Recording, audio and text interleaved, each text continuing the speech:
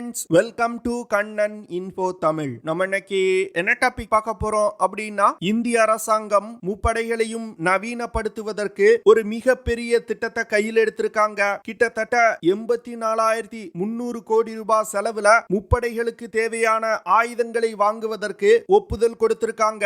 இந்திய அரசாங்கத்தின் இந்த முடிவு ஒரு கேம் சேஞ்சர் அப்படின்னு பல டிஃபென்ஸ் எக்ஸ்பர்ட்ஸ் பாராட்டி வர்றாங்க. முப்படைகளையும் நவீனப்படுத்தணும் அப்படின்னு பல வருடங்களா கோரிக்கை வைக்கப்பட்டது. தற்போதுதான் அதற்கான தொடக்கம் நடந்திருக்கு. இந்தியா எதற்காக திடீர்னு இந்திய முப்படைகளை நவீனப்படுத்துவதற்கு இவ்வளவு செலவு பண்றாங்க? முப்படைகளையும் நவீனப்படுத்துவதற்கு என்னென்ன திட்டங்களை இந்தியா செயல்படுத்த போறாங்க? இதன் மூலமா இந்திய முப்படையின் செயல்திறன் எப்படி அதிகரிக்கும் அப்படிங்கிறது குறித்து நம்ம டீடைலா இந்த வீடியோல பார்க்கலாம். நம்ம சேனலை நிறைய நண்பர்கள் சப்ஸ்கிரைப் செய்யாம பார்த்துட்டு இருக்கீங்க. தயவு செஞ்சு சப்ஸ்கிரைப் பண்ணிக்கங்க. நீங்க பண்ற ஒவ்வொரு சப்ஸ்கிரிப்ஷனும் எனக்கு அடுத்தடுத்த வீடியோஸ் போடுறதுக்கு ஒரு மோட்டிவேஷனா இருக்கும். சமீப காலமா இந்தியாவுடைய 2 எல்லைகள்லையும் தொடர்ந்து பிரச்சனை நிலவி வருது. பாகிஸ்தான் எல்லையில தீவிரவாதிகளால் பிரச்சனை, சீன எல்லையில சீன ராணுவத்தினர் இந்திய பகுதிக்குள் ஊடுருவல் செய்ய முயற்சி செய்து வந்துகிட்டு இருக்காங்க. அது மட்டும் இல்லாம தொடர்ந்து லைன் ஆஃப் ஆக்சுவல் கண்ட்ரோல் பகுதியில தன்னுடைய ராணுவ வீரர்களின் எண்ணிக்கையை அதிகரித்து வர்றாங்க. சீனாவில் இருந்து லைன் ஆஃப் ஆக்சுவல் கண்ட்ரோல் பகுதிக்கு அதிவேகமா தன்னுடைய படைகளை நகர்த்த பல இன்ஃப்ராஸ்ட்ரக்சர் வேலைகளை சீனா செய்து வந்துகிட்டு இருக்காங்க. இந்த சூழ்நிலையில இந்தியாவும் சீனாவுக்கு போட்டியா லைன் ஆஃப் ஆக்சுவல் கண்ட்ரோல் பகுதியில சாலைகள், பாலங்கள் மற்றும் சுரங்க பாதைகளை அமைச்சு வந்துகிட்டு இருக்காங்க. சீனா மற்றும் பாகிஸ்தான் எல்லையில வரும் காலங்களிலும் தொடர்ந்து பிரச்சனை அதிகரிப்பதற்கு வாய்ப்பு இருக்கு. இந்த சூழ்நிலையில இந்தியா தன்னுடைய முப்படைகளின் செயல்திறனை அதிகரிக்க வேண்டிய கட்டாயத்துல இருக்காங்க. இதற்காக 24 ப்ராஜெக்டுகளை அடுத்த 10 வருடங்கள்ல செயல்படுத்த இந்திய அரசாங்கம் திட்டமிட்டிருக்காங்க. இந்த 24 ப்ராஜெக்டுகளை செயல்படுத்துவதற்கு 84,300 கோடி ரூபாய் செலவாகுது. இந்த 24 ப்ராஜெக்டுகளை செயல்படுத்துவதற்கு டிஃபென்ஸ் அக்யூசியேஷன் கவுன்சில் ஒப்புதல் கொடுத்திருக்காங்க.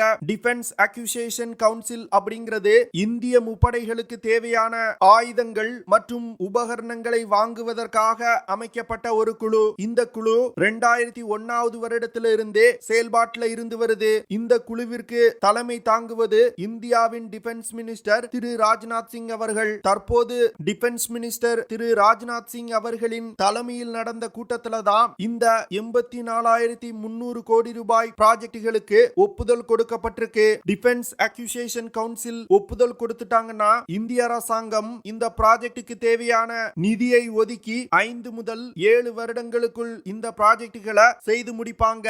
டிஃபென்ஸ் அக்யூசியேஷன் கவுன்சில் ஒப்புதல் கொடுத்த 24 ப்ராஜெக்ட்ல 6 ப்ராஜெக்டுகள் இந்திய ராணுவத்திற்கும், 6 ப்ராஜெக்டுகள் இந்திய விமானப்படைக்கும், 10 ப்ராஜெக்டுகள் இந்திய கடற்படைக்கும், 2 ப்ராஜெக்டுகள் இந்தியன் கோஸ்ட் கார்டுக்கும் அலோகேட் செஞ்சிருக்காங்க.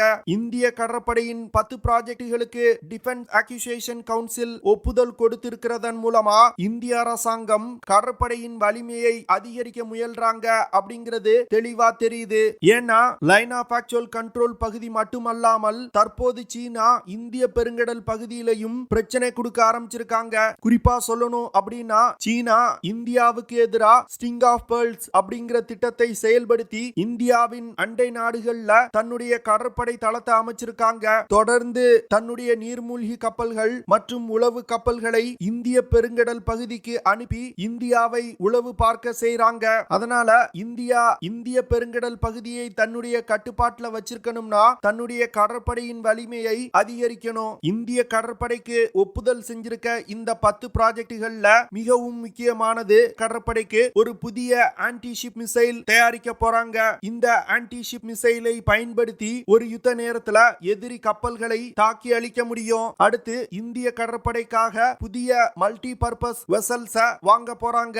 மல்டி பர்பஸ் வெசல்ஸ் அப்படின்னா இந்த கப்பல்களை கொண்டு பலவிதமான நேவல் ஆபரேஷனை கேரி அவுட் செய்ய முடியும். குறிப்பா சொல்லணும் அப்படின்னா கடல் எல்லைகளை பாதுகாப்பது, எதிரி கப்பல்களின் நடமாட்டத்தை உளவு பார்ப்பது, டார்பிடோக்களை லான்ச் செய்வது, பலவிதமான அன்மேன் ஏரியல் வெஹிக்கிளை பயன்படுத்தி சர்வேலன்ஸ் வேலைகளை செய்வது போன்ற பலவிதமான ஆபரேஷன்களை இந்த கப்பல்களை பயன்படுத்தி செய்ய முடியும். தற்போதைய நிலையில் இந்திய கடற்படைக்காக 2 மல்டி பர்பஸ் வெசல்ஸ் LNT நிறுவனத்தால் தயாரிக்கப்பட்டு வருது. மூன்றாவதா இந்திய கடற்படைக்கு தேவையான ஹை என்டியூரன்ஸ் அட்டானமஸ் வெஹிக்கிள்ஸ் வாங்க போறாங்க. ஹை என்டியூரன்ஸ் அட்டானமஸ் வெஹிக்கிள்ஸ் அப்படின்னா ஆள் இல்லாமல் நீண்ட நேரம் இயங்கக்கூடிய கப்பல்கள். இந்த ஹை என்டியூரன்ஸ் அட்டானமஸ் வெஹிக்கிள்ஸ் எந்த ஒரு ரடார் சிஸ்டத்தினாலையும் கண்டுபிடிக்க முடியாது. இதனால இந்த கப்பல்களை பயன்படுத்தி எதிரியின் கடல் எல்லைக்குள் நீண்ட தூரம் ஊடுருவி சென்று உளவு பார்க்க முடியும். இந்திய அரசாங்கம் அறிவிச்சிருக்க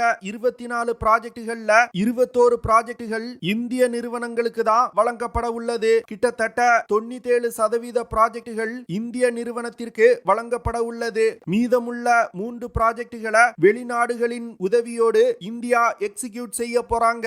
97% டிஃபென்ஸ் ப்ராஜெக்டுகள் அப்படின்னா கிட்டத்தட்ட 82,100 கோடி ரூபாய்க்கான ப்ராஜெக்டுகள் இந்திய நிறுவனங்களுக்கு கிடைக்க போகுது. இதனால இந்தியாவுடைய டிஃபென்ஸ் இண்டஸ்ட்ரி அடுத்த 10 வருடங்கள்ல ஒரு மிகப்பெரிய வளர்ச்சி அடையும். அனைத்து ராணுவ உபகரணங்களையும் இந்தியாவிலே தயாரிக்கணும் அப்படிங்கிற இந்தியாவின் கனவும் நனவாகும். அடுத்து இந்திய ராணுவத்திற்கு 6 ப்ராஜெக்டுகளுக்கு டிஃபென்ஸ் அக்யூசியேஷன் கவுன்சில் ஒப்புதல் கொடுத்திருக்காங்க. குறிப்பா சொல்லணும் அப்படின்னா defence acquisition council 354 light weight டேங்குகளை வாங்குவதற்கு ஒப்புதல் கொடுத்திருக்காங்க. இந்த டேங்குகளோட மதிப்பு கிட்டத்தட்ட 16,000 கோடி. இந்த லைட் வெயிட் டேங்க ப்ராஜெக்ட் ஜோராவர் அப்படிங்கிற திட்டத்தின் கீழ் இந்தியா உருவாக்க போறாங்க. தற்போதைய நிலையில் இந்திய ராணுவத்தில் பீஷ்மா மற்றும் அர்ஜுன் டேங்குகள் தான் மெயின் பேட்டில் டேங்கா செயல்பட்டு வருது. இந்த டேங்குகளோட எடை கிட்டத்தட்ட 58 இருந்து 65 டன் இருக்கும். பீஷ்மா மற்றும் அர்ஜுன் டேங்குகளோட செயல்திறன்ல எந்த ஒரு குறைபாடும் கிடையாது. மிகவும் சக்தி வாய்ந்த டேங்குகள் தான். ஆனா இந்த டேங்குகளை சமவெளி மற்றும் பாலைவன பகுதிகளில் மட்டுமே பயன்படுத்த முடியும். இந்த டேங்குகளின் அதிக எடை காரணமா லடாக் மற்றும் அருணாச்சல் பிரதேஷ் போன்ற பகுதிகளில் டிப்ளாய் செய்வது மிகவும் கடினம். அதற்காக தான் இந்தியா இந்த லைட் வெயிட் டேங்குகளை டெவலப் செய்து வந்துகிட்டு இருக்காங்க. இந்திய ராணுவத்திற்கு தேவையான லைட் வெயிட் டேங்க்ஸ் எல்&டி நிறுவனம் தயாரித்து வர்றாங்க. இந்த லைட் வெயிட் டேங்க்ஸ் 2025வது வருடத்துக்குள் இந்திய படையில் இணைக்க திட்டமிட்டிருக்காங்க. எல்&டி நிறுவனம் உருவாக்கி வரும் லைட் வெயிட் டேங்க்ஸ் 25 டன் எடை கொண்டது. இந்த டேங்குகளை மலைப்பாங்கான பகுதிகளில் இயக்குவதற்கு 1000 HP திறன் கொண்ட இன்ஜின் இணைக்கப்பட்டிருக்கு. அது மட்டும் இல்லாம இந்தியா டெவலப் செய்து வரும் லைட் வெயிட் டேங்க்ஸ்ல ஆர்டிபிஷியல் இன்டெலிஜென்ஸ் தொழில்நுட்பம் பயன்படுத்தப்பட உள்ளது. இந்த டேங்குகள்ல லாய்டரிங் யூனிட்ஸும் இணைக்கப்பட உள்ளது. லாய்டரிங் யூனிட்ஸ் அப்படிங்கிறது ஒரு சிறிய ட்ரோன் போன்ற ஒரு அமைப்பு. குறைவான அளவுள்ள வெடிபொருளை சுமந்து கொண்டு தாழ்வான உயரத்துல பறக்கக்கூடியது. இந்த லாய்டரிங் யூனிட்ஸ் தற்போது நடந்து வரும் உக்ரைன் ரஷ்யா போர்ல அதிகமாக பயன்படுத்தப்பட்டு வருது. இந்த லாய்டரிங் யூனிட்ஸை பயன்படுத்தி சர்வேலன்ஸ் ஆபரேஷனையும் கேரி அவுட் செய்ய முடியும். இரண்டாவதா இந்திய தரைப்படைக்கு தேவையான 2000 ஃபியூச்சரிஸ்டிக் காம்பேக்ட் வெஹிக்கிள்களை வாங்குவதற்கு இந்திய அரசாங்கம் ஒப்புதல் கொடுத்திருக்காங்க. தற்போது இந்தியாவிடம் சோவியத் யூனியனால் தயாரிக்கப்பட்ட BMP-2S அப்படிங்கிற இன்ஃபென்ட்ரி காம்பேக்ட் வெஹிக்கிள் பயன்பாட்டில் இருந்து வருது. ரஷ்ய தயாரிப்பு காம்பேக்ட் வெஹிக்கிள்களை கூடிய விரைவில் நீக்கிட்டு கிட்டத்தட்ட 2000 ஃபியூச்சரிஸ்டிக் இன்ஃபென்ட்ரி காம்பேக்ட் வெஹிக்கிள்களை இந்திய படையில் இணைக்க உள்ளாங்க. இந்த காம்பேக்ட் வெஹிக்கிள்கள் 2024வது வருடத்துக்குள் டெவலப் செய்து முடிக்கப்படும் அப்படின்னு இந்தியா சொல்லியிருக்காங்க. இந்தியாவிற்கு காம்பேக்ட் வெஹிக்கிள்களை சப்ளை செய்வதற்கு America, Russia, Germany, south Korea போன்ற நாடுகள் போட்டியிட்டு வர்றாங்க. இந்தியாவின் டாடா நிறுவனமும் இந்திய ராணுவத்திற்காக ஒரு ஃபியூச்சரிஸ்டிக் காம்பேக்ட் வெஹிக்கிளை டெவலப் செஞ்சிருக்காங்க. இது தவிர Mahindra defence, L&T, Kalyani defence போன்ற பல நிறுவனங்களும் ஃபியூச்சரிஸ்டிக் இன்ஃபென்ட்ரி காம்பேக்ட் வெஹிக்கிள் ப்ராஜெக்ட்ல இணைவதற்கு முயற்சி செய்து வந்துகிட்டு இருக்காங்க. மூன்றாவதா இந்திய தரைப்படைக்கு புதிதாக மவுண்டட் கன் சிஸ்டத்தை வாங்க போறாங்க. மவுண்டட் கன் சிஸ்டங்களை ஒரு யுத்த நேரத்துல அதிவேகமா எல்லைக்கு நகர்த்த முடியும். இதன் காரணமாக தான் அதிகமான மவுண்டட் கன் சிஸ்டங்களை இந்திய படையில் இணைக்க உள்ளாங்க. இந்திய விமானப்படைக்கு தேவையான 6 முக்கியமான ஆயுதங்களை வாங்குவதற்கு ஒப்புதல் கொடுத்திருக்காங்க. அதுல மிகவும் முக்கியமானது new long range missile systems. இந்த நியூ லாங் ரேஞ்ச் மிசைல் சிஸ்டத்தை இந்தியா எல்லையில டிப்ளாய் செய்ய போறாங்க. சமீபத்துல கூட டிஃபென்ஸ் அக்யூசியேஷன் கவுன்சில் 120 பிரளய் மிசைல்களை வாங்குவதற்கு ஒப்புதல் கொடுத்திருக்காங்க. இந்த லாங் ரேஞ்ச் மிசைல் சிஸ்டத்தை பிரத்யேகமா யுத்த நேரத்துல எதிரிகளின் ஏர் டிஃபென்ஸ் சிஸ்டங்களை தாக்கி அழிப்பதற்கு பயன்படுத்துவாங்க. இந்தியா ராக்கெட் போர்ஸ் அப்படிங்கிற படையணியை உருவாக்குவதற்கு திட்டமிட்டு வந்துகிட்டு இருக்காங்க. இந்த ராக்கெட் போர்ஸ் எதற்காக அப்படின்னா, யுத்தத்தோட தொடக்கத்துல ராக்கெட் போர்ஸ்ல இருக்கக்கூடிய மிசைல்களை பயன்படுத்தி எதிரிகளின் ஏர் டிஃபென்ஸ் சிஸ்டங்களை தாக்கி அழிப்பதற்கு, எதிரிகளின் ஏர் டிஃபென்ஸ் சிஸ்டத்தை தாக்கி அழிச்சிட்டோம் அப்படின்னா இந்திய விமானப்படை விமானங்களை பயன்படுத்தி மிக எளிதா தாக்குதல் நடத்த முடியும். அதற்காக தான் இந்திய விமானப்படை இந்த மிசைல்ஸ் வாங்க போறாங்க. அடுத்து எதிரிகளின் எல்லைக்குள் நீண்ட தூரம் ஊடுருவி சென்று தாக்குதல் நடத்துவதற்கு தேவையான லாங் ரேஞ்ச் கிளைட் பாம்ஸையும் இந்திய விமானப்படை வாங்க போறாங்க. இந்த லாங் ரேஞ்ச் கிளைட் பாம்ஸ் பிரத்யேகமா எதிரிகளின் விமான ஓடுதளங்கள், கம்யூனிகேஷன் சென்டர்ஸ், மிலிட்டரி பேசஸ் போன்றவற்றை தாக்கி அழிப்பதற்கு பயன்படுத்துவாங்க. அடுத்து சாதாரண கன்வென்ஷனல் பாம்ஸ் ஒரு பிரிசிஷன் கைடட் பாமா மாற்றுவதற்கு தேவையான ஆக்மெண்டேஷன் கிட்ஸ் அதிகமா வாங்க போறாங்க. தற்போது நடந்து வரும் உக்ரைன் ரஷ்யா போர்ல ரஷ்யா கன்வென்ஷனல் பாம்ஸ் பயன்படுத்தி வர்றாங்க. இந்த கன்வென்ஷனல் பாம்ஸோட அக்யூரசி மிகவும் குறைவு. இதன் காரணமாக தான் ரஷ்ய தாக்குதலின் போது பொதுமக்கள் வாழக்கூடிய பகுதிகளிலும் பாம்ஸ் விழுந்து அதிகமான கொலாட்ரல் டேமேஜ் ஆகுது. இதை தவிர்க்கும் விதமா இந்தியா தன்னிடம் உள்ள கன்வென்ஷனல் பாம்ஸ்ல இந்த ஆக்மெண்டேஷன் கிட்ட இணைக்க போறாங்க. இந்த ஆக்மெண்டேஷன் கிட் மூலமா சாதாரண கன்வென்ஷனல் பாம்ஸ் ஒரு பிரிசிஷன் கைடட் பாமா மாத்தி மிகவும் துல்லியமான தாக்குதல்களை நடத்த முடியும். நான்காவதா இந்தியன் கோஸ்ட் கார்டுக்கு 2 ப்ராஜெக்டுகளுக்கு ஒப்புதல் கொடுத்திருக்காங்க.